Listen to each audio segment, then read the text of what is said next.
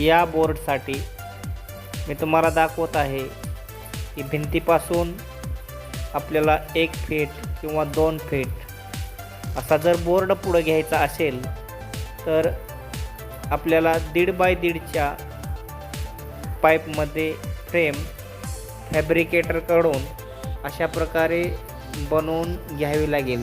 त्याच्यावर ॲल्युमिनियमची फ्रेम येऊन board fitting होईल.